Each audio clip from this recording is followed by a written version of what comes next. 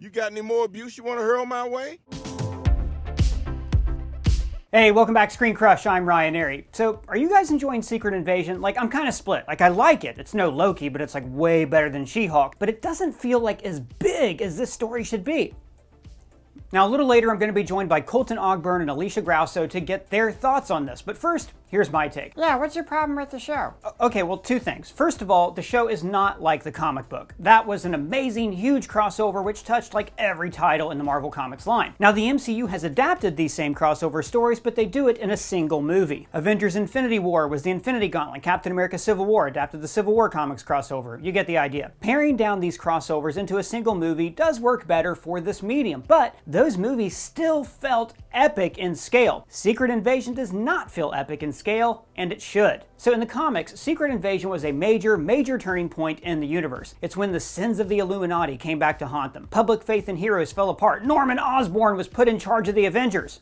I'm something of an Avenger myself. Every single superhero was under suspicion of being a Skrull. The heroes had to fight off a Skrull invasion armada. It was a world war with aliens. The TV show is taking one small story from that crossover, Nick Fury hunting down Skrull operatives, and they've gotten rid of like everything else. And this is following the MCU playbook. They pared down the Infinity Trilogy into a character-driven movie where Thanos is the protagonist. Civil War became a character drama where Steve had to choose between his old ex and his shiny new friend. Wow, Civil War has the same plot as Sweet Home Alabama. Yeah, it sure does. He's about to get the proposal of a lifetime. Sweet Home Civil War. Hey, what's that you're drinking there? Why this is my daily dietary supplement called AG1. They're the sponsor of this video. So I've been drinking AG1 for about a year, and it's become a very important part of my daily routine. Oh, what's it do? Well, Doug, this is what we call a foundational nutrition drink. See, we're all busy. It's summertime. We're out doing things. So AG1 is the best way to make sure that I get all the vitamins and minerals that I need throughout the entire day. It has 75 different ingredients, including vitamins, minerals, superfoods, probiotics, and adaptogens. And it gives me energy that I need to finish my workday. Oh, it's like a triple mocha foamy cappuccino espresso? No, not at all. This is not like a caffeine rush. This is a sustained energy throughout the entire day, which comes from being healthy, and it helps me to stay focused. I get more done, I finish work on time, and I just feel better. And also, I've started to go to the gym more, and this is the best nutritional drink that I've ever used for workout recovery. I recover faster, and the high magnesium cuts down on my muscle soreness. If you've ever taken a break from working out, then you're starting back up, you know this drink is good for you. It's also very easy to use. You have 1 scoop and 8 ounces of water. I like to add in the immune supporting D3 plus K2. You shake, and then you're good to go. Plus, they have these travel packs, which makes it so easy to keep this part as your daily regular routine. Say, that is easy. Right? So if you sign up with the link in the description, you get a free 1-year supply of the immune supporting D3 plus K2 and 5 travel packs with your first purchase. Just click the link in the description to get started on your first purchase of AG1. Now, back to Secret Invasion. I don't have a problem with this story focusing on Nick Fury. And I really have to shout out some positives here. This show is giving us some of the best performances we've seen in the MCU. This is Sam Jackson at his best, his most nuanced, and Olivia Colman is chewing through scenery like this is the last role she's ever going to play. Alone at last. Now, shall we do this the easy way or the other way? Hell, the scene with Rhodey and Fury is their first meeting on screen, and it does not disappoint. The reason we wrestled this power from mediocre men who don't look like us was not simply to turn around and hand it to mediocre men who do. These are 2 world-class actors just getting to roll through some really strong text. But 95% of this show takes place in small rooms, small sets, or maybe even on the volume, whereas it should feel big. Instead, it's on Disney Plus. And this is what I really want to talk about. The Disney Plus Marvel shows aren't really delivering like they could be. I mean, look, I love them. I hope they keep making them, and I've liked every show. I just like stories set in the MCU. I devoured every second of Agents of S.H.I.E.L.D. and flipped out at moments like this. You have orders to report to the Lemurian Star immediately. 3 days later. I told you. S.H.I.E.L.D. doesn't negotiate. But you can't deny that as far as budget quality and scale, we are getting diminishing return on these shows. What do you mean by that? Well, let me run through a history of the Marvel Disney Plus shows. They were first announced in the spring of 2019, just before Avengers Endgame. Disney was preparing a rival streaming service to compete with Netflix, and Marvel was going to be the crown jewel of this new service. That first announcement included WandaVision, Loki, Falcon the Winter Soldier, Hawkeye, What If, plus most of the Phase 4 movies. Note, though, that all of these shows involve the movie characters on the small screen. Kevin Kevin Feige said that they were excited to have a new format to tell stories. I mean, episodic TV is more similar to the comics' original format, so it seemed like a perfect fit, and WandaVision fit that format perfectly. You cannot have told that story in any other medium, it had to be a TV show. Falcon and the Winter Soldier also looked fantastic. That opening aerial canyon chase could have been in any MCU film. Sure, the show had its problems. As the excellent channel Den of Nerds pointed out, they had to rewrite the show to get rid of a plague storyline, but still, the show retained the big budget feel. And then Loki, which, you know, like all of you guys, I love. And Loki did match that episodic TV format. But think about it for a second. If Loki had the budget of a movie, we would have gotten lots of cool locations as he skipped through time. Instead, we got small locations, like in Pompeii. We just like stay in one alley, and then we go to like mostly abandoned alien quarries. Now, Loki did have its showpieces, like the single shot on the dying planet that was filmed in the volume, very awesome, but for the most part, the show did not break the bank. Well, wait, what about Hawkeye? Hawkeye was like a Shane Black movie. It was perfect for TV. So that was year one, with Disney releasing the streaming shows that they couldn't finish till the pandemic was under control. But then, something happened. It's been rumored that Disney's new CEO at the time, Bob Chapek, was scrambling to create more Disney Plus content. After all, it was the pandemic, and Disney had like no revenue. Andor was greenlit with a ridiculous $250 million budget, and thank God, because that's the best show on Disney Plus. So in this streaming gold rush era, Marvel starts to really ramp up their shows. We had 3 waves of Disney Plus announcement. The first was in April 2019 that we just talked about. Then in August of that year at D23, Marvel announced Moon Knight, She-Hulk, Ms. Marvel, Secret Invasion, and the 2 special presentations. Now, these were the first Disney Plus shows that introduced new characters instead of continuing the stories of the movie characters. Now, all of this was planned out under Bob Iger in the pre-pandemic, pre-Bob Chapek era. But then, just 2 years later on Disney Plus Day, the really weird Wave 3 of Disney Plus shows was announced. There were animated shows like X-Men 97 and Spider-Man Freshman Year, but then we also had Echo, Marvel Zombies, and Agatha, Coven of Chaos, which was later changed to House of Harkness. Wait, is that? I think it's the other way around. No one cares. And that's my point. Wave 3 was all spin-offs of Disney Plus shows instead of bringing movie characters to the small screen, like what we saw in Wave 1. And they also weren't introducing new characters like Wave 2. This third wave seemed very reactionary, like someone at the top was going, oh, that Agatha song, that went viral, make that show. Now, look, the Agatha show might be great. I love Kathryn Hahn in anything. Because I'm smarter and faster. That is not a judgment, that's just a fact. But like, I didn't walk away from WandaVision thirsting for a new Agatha show. I'd rather see a show about Sour Cream Vision or Monica Rambeau. And as for those Wave 2 shows, She-Hulk, Moon Knight, and Ms. Marvel, we really started to see some strength. Like, I don't understand why Moon Knight was a show. That story would have worked way better as a movie. And She-Hulk needed a big movie budget for, like, really obvious reasons. And Ms. Marvel at different points was incredible, like the high watermark for an MCU storyline. But then at other times, the low budget and rushed production really showed through. You're right.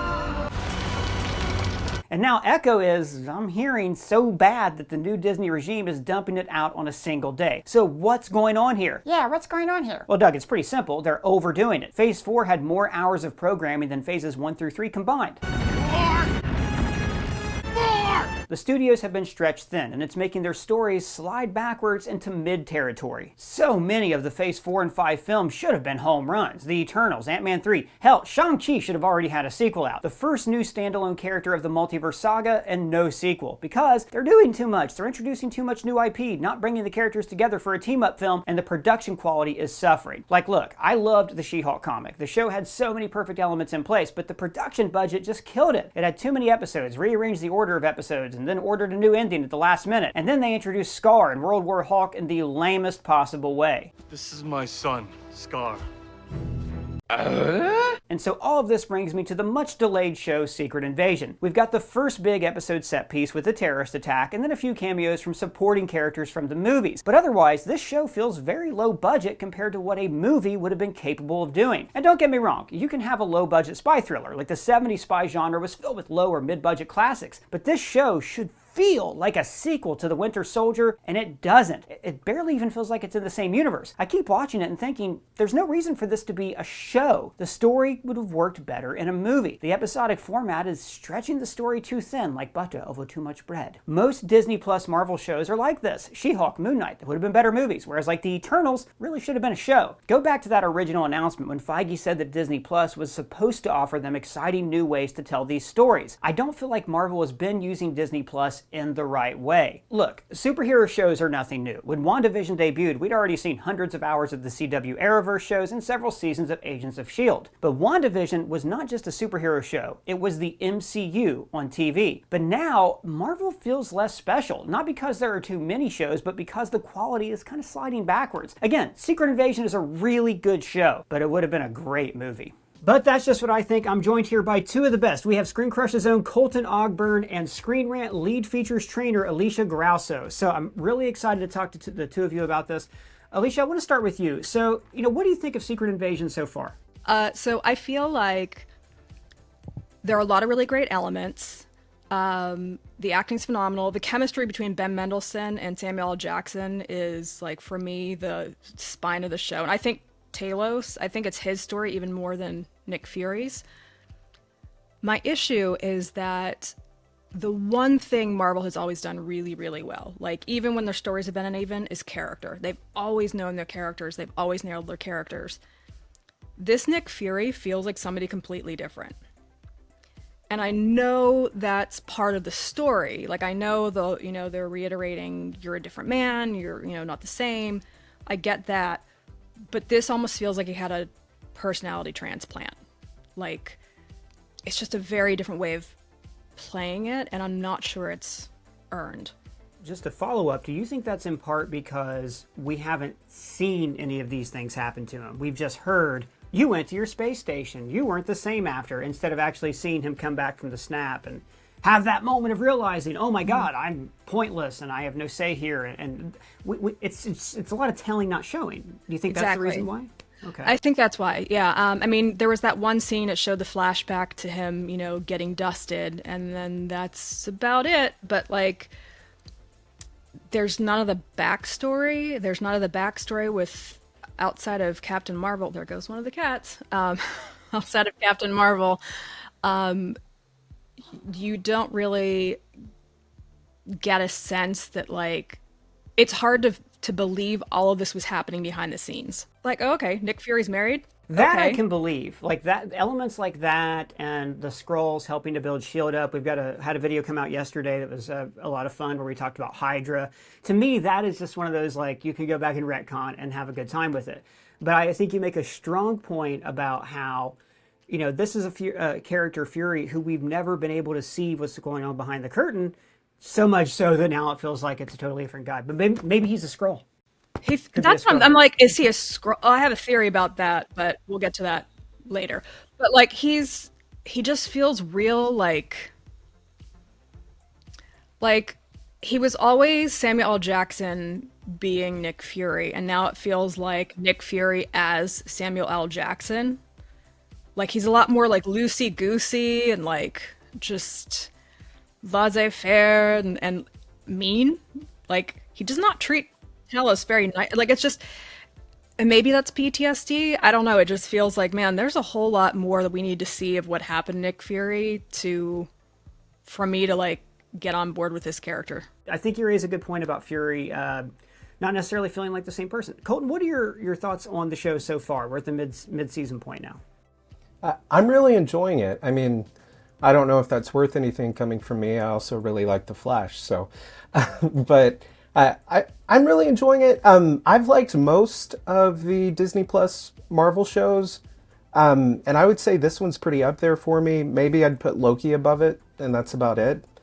I adore Ben Mendelsohn. I think he is carrying this show. He's so great. Like you said, his chemistry with Sam Jackson, I'm really enjoying that.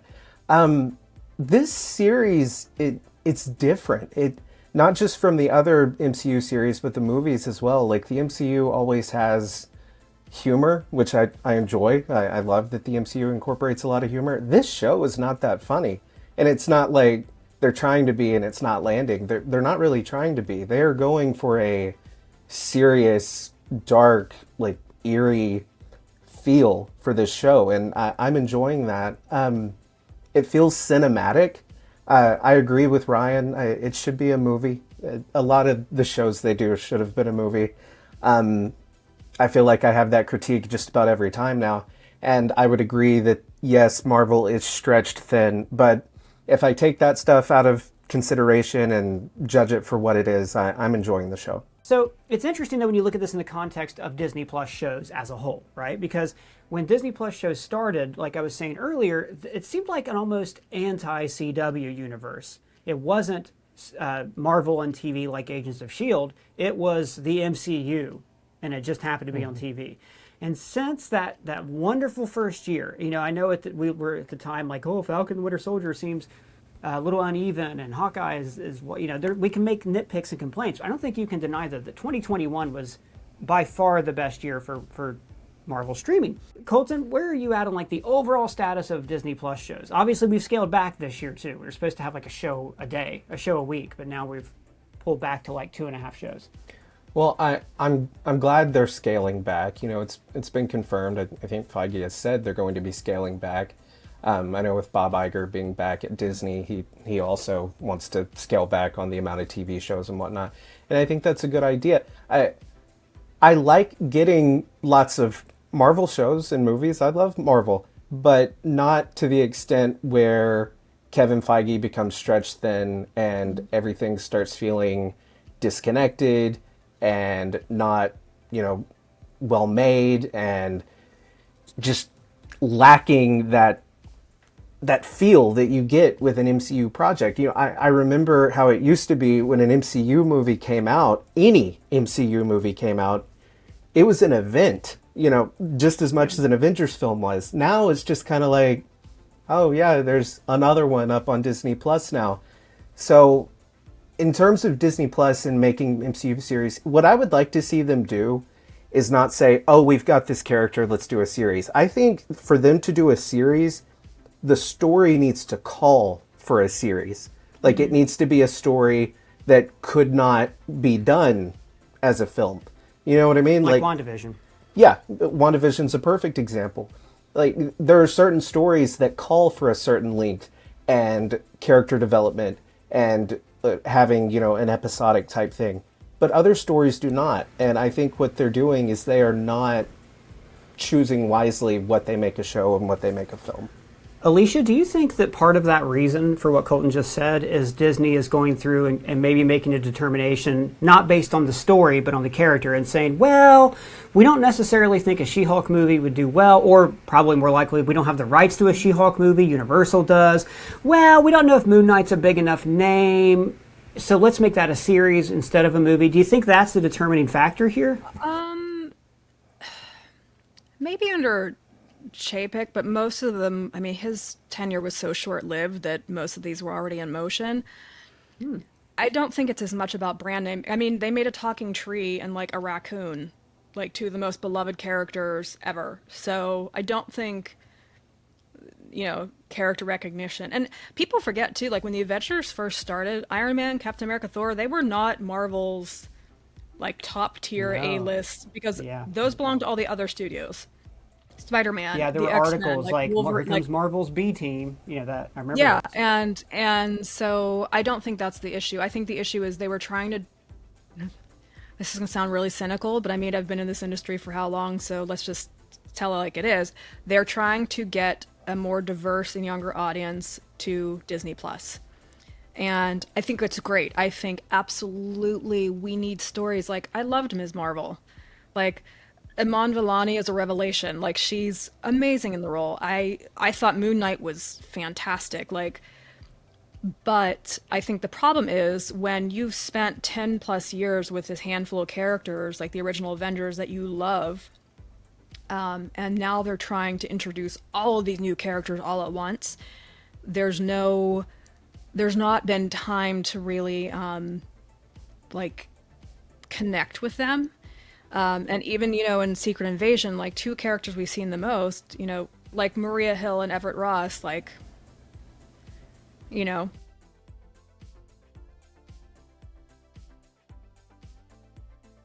And then the one character that we did get introduced to, we barely got to know her, and she may be dead, she may not be dead. Like, it's very hard, I think, now. They've kind of written themselves into a corner because they're trying to cater to a much wider audience, which is necessary, but it's been making it really, really hard to create these universally beloved characters that everybody rooted for, when there's like dozens and dozens and dozens of new characters being introduced. Yeah, like, where's my Shang-Chi sequel? I keep thinking about Shang-Chi. Probably going to do a video on this, but Shang-Chi is the original, I believe up to now, the only movie that's introduced a new original character that's not like a sequel or a team film like the Eternals, right? So we got this guy, and in the old MCU, when it was so few movies, you know, we would have had something by now. A Shang-Chi 2, a team-up, something like that, but he's just out there. He's been there for, hell, if we don't see him till Secret Wars or Kang Dynasty, God only knows when we'll get a chance to see him. Now, you know, there's rumors that Brave New World's going to address the lack of the Avengers, and we got a video coming up about that, but it does feel like there's this lack of connectivity. And the Disney Plus shows, in theory, are a great way to create that connectivity. You know, you could pay an actor to stop in for an episode of a show. The production time is a lot shorter on TV shows. You don't have to worry about distribution. Like, it should be this wonderful connective tissue, kind of like what Agents of S.H.I.E.L.D. was for a couple months in 2014, you know, when Winter Soldier happened. Alicia, are you getting that from these Disney Plus shows now, or do they almost feel obligatory for you? They feel obligatory. Again, it's hard. I really do enjoy and have loved some of the Disney Plus shows. Not all of them feel necessary to me, or like Colton said, not necessary as series, you know, episodic series when they could be movies. I think part of the problem too is I can't imagine the work that went into building up the threads and all these storylines to culminate in Infinity War and Endgame. Like, that, to me, I still don't think we give Marvel enough credit for just even pulling that off. But now they're trying to tell these separate stories that aren't as connected to the MCU, but now it kind of feels like, okay, well, where are we going with this? Like, this is great, but we watched these movies because we loved the team together. Where's the team? Who's coming together? Like, what's, you know, we don't really see these characters interacting anymore. Like, the first time we'll really see any new characters interacting will be the Marvels, when we see Ms. Marvel and Monica Rambeau interact with Carol Danvers. And they're just doing too much all at the same time. I think it's right for them to slow down and focus on doing fewer things. I just hope they're focusing on the right things. Like, again, to me, I'm enjoying Secret Invasion. I don't see why we needed it. It could very much have its place. I can't get past that it feels like a bigger story than we're seeing. Mm-hmm. You know, why they added this flimsy excuse in the first episode about not calling in superheroes to help out. And it's a stupid excuse. Like, well, okay, so he said, I don't want people to think the heroes are Skrulls. What would happen is the Skrulls would become one of these heroes, and they'd have to be like, hey, there's Skrulls on Earth. People already know Skrulls like, oh, you mean like right? the comics? So, yeah, like, you mean... Right. But couldn't they do that anyway? What does them coming in have to do with it? If they want to emulate an Avenger, they can emulate an Avenger. Like, well, here's the thing. Yeah, exactly. Like, the Avenger should be in it. Okay. Like, I keep thinking She-Hulk should be in the show, you know, like... They might be leaning that way, though, okay, because the voice on the phone, was that Rhodey? That was Rhodey. Okay. I'm like, that's 100% that's Rhodey, so... Right. Is he a Skrull? Is he not a Skrull? Is she a double agent working for Rhodey who's good? And sure. So is it a Skrull pretending to be Rhodey over the phone? Yeah, and it's a lot of like there's just a lot of stuff that it feels like I like that Marvel is trying to give more free reign and kind of be more creative, and like I love that. I love that they're getting weird. But it just feels like it's almost too much now. Like, did we really need Ant-Man 3 to introduce like the Kang version of Kang? Yeah. Well, I want to say I'm enjoying everything just about that they're putting out. The problem is what they used to be able to do was they'd put out something good that then built, and they would build upon one another. Now it's like, okay, they do this good thing, and then there's this other good thing over here, and it's just like linear, like it's all There's staying one on the same post-credit level. scene that like links them together that you have to see. Like you didn't have to watch 6 episodes, but you had to watch this one specific scene.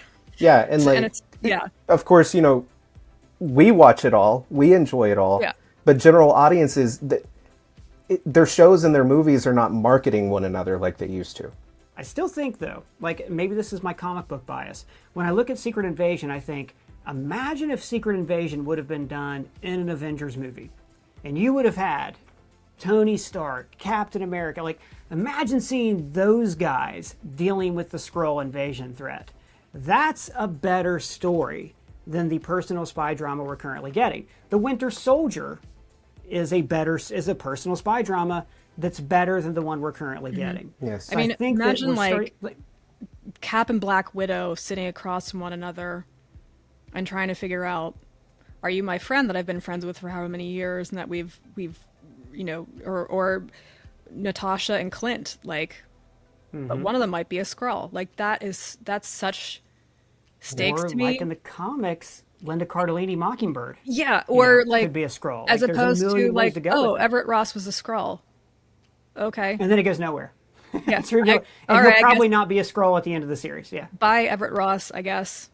Bye, Maria Hill, I guess. Like, right. This story should thanks be for your service. Yeah. This story should be earth-shattering, and it's probably not going to be. It's going to be contained to this series, and that's it. It is not going to have the ramifications that Secret Invasion should have. Yeah.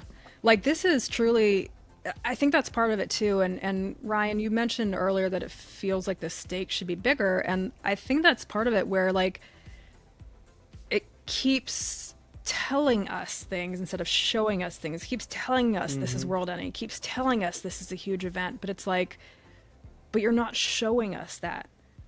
You're not showing us why, you know, that the Skrulls have gotten to the highest levels of power, except for that one random scene where it's like, well, yeah, of course the Fox News stand-in is like a Skrull. Like, yeah, we basically every single face we saw on television was a Skrull for later. Like, oh yeah, Tucker Carlson, you know, wannabe is a Skrull. Right, duh. right. So, you know, like it's just very, and it feels so intimate. I was thinking about, I was like, man, really, the only characters we've gotten are what, like Fury, Talos, Gaia. She'll be back. She will. I think she will. And then Sonya, what's her name? And then the so good. She's great. But, I love Olivia Colman. That's, but like, there just aren't so many. Good in this. And Olivia Colman, Academy Award winner Olivia Colman on this show, like this should be blockbuster. But they're stuff. all Everybody very. should be But even within this. the show, they're all very disconnected. The only two characters you really see together are Fury and Talos, and you know, and Gaia together with a couple of people. But like, not even. It's not even like the Winter Soldier, where it was like Cap and Black Widow were like together, you know, throughout the whole thing. Like, they're very separate, and it just doesn't. I just don't know. It's like just the scope and the stakes just aren't matching up with the story. See, I think you hit the key word there, which is scope, right? I keep bringing up, oh, it should have been a movie, but why say that? You get less time with a movie. I think it should have been a movie because the scope is bigger, the scale is bigger, and the budget's bigger. When I talked earlier about WandaVision and Falcon, like the opening canyon chase in Falcon the Winter Soldier, it looks expensive. Like that belongs in a movie. It's exhilarating. I think we're seeing a scaling back of budgets, more stuff filmed in the volume, and it just feels smaller. Colton, when you talk about how this show doesn't feel like it's going to affect anything else, I think that's because it's filmed in single small rooms, notwithstanding the set piece in episode 1 that I talked about earlier, which all the Disney Plus shows seem to have, like that episode 1 set piece. We're just like, I think Alicia, you talked about Ms. Marvel, right? Great show, beautifully. She's great. Everybody's great, and they integrated the text messages and the art direction design, and then you get that really cheap and they stuff dropped it. with the Jen and the portal and her going, oh, you're right, and walking in like terrible, like very obviously we ran out of time and money, so let's make She-Hulk look like a Sims character. We're getting a lot of that, and it's just making the stories feel small, and they shouldn't be. They should be events. I think what you and Colton said have crystallized something for me, and it's that Secret Invasion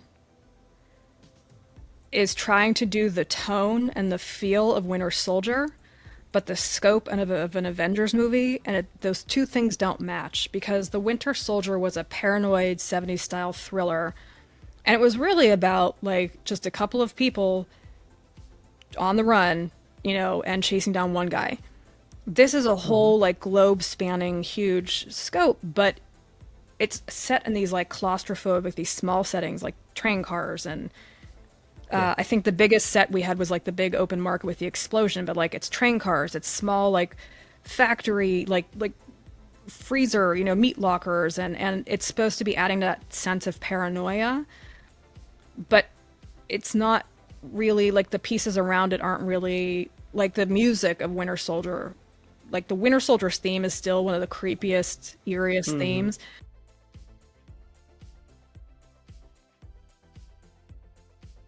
I don't really feel that with like the trappings around this. Like it's trying to be a paranoid thriller, but it can't be that intense and intimate because of the story it's telling. So those two things, the story and the tone, just aren't like matching up for me, I think. Well, and the other thing that the scope of a film provides, with the runtime of a film, you are forced to focus on your story. Like you mentioned with the shows, like they're running out of time and doing all this other, that's just filler at a certain point. It's just not needed filler. A movie, you are confined to maybe like 2.5 hours max to tell your story, and that confinement helps you cut out the fat. Whereas instead, if you have a TV show, I mean, this is only 6 episodes, and I'm worried that they're still going to feel like they need to stretch the story more than it needs to be. Yep.